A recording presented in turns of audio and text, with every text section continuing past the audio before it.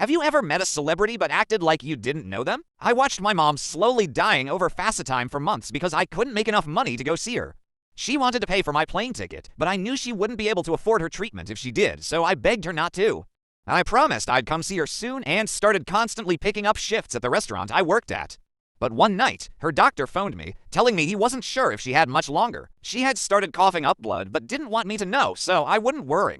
It was then that I realized I wouldn't be able to save enough to go see her in time. I stayed up crying that entire night, but still had to go to work the next day. Halfway through my shift, I saw Leonardo DiCaprio come in with who I think was his mom.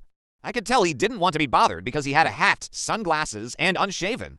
I still knew it was him and just pretended that I didn't realize who he was. This was right after Titanic, so I was completely freaking out inside. I didn't tell anyone and treated him like any other customer as best as I could. However, at the end of the meal, I couldn't resist. Before I brought him the check, I wrote, "Your movies are awesome. I hope you like the food," on his receipt. When he got up to leave, I could see him looking around and smiled when he saw me. I thought this was the coolest thing ever.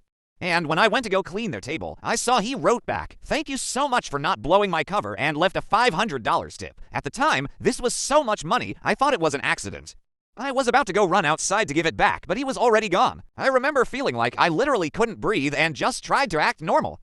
As soon as my shift ended that day, I booked the next flight out to see my mom. I phoned to tell her I was coming, and I literally ran through the hospital to her room. I got there in time to spend her last 20 minutes with her. Because of him, I got to hug my mom one last time as she passed.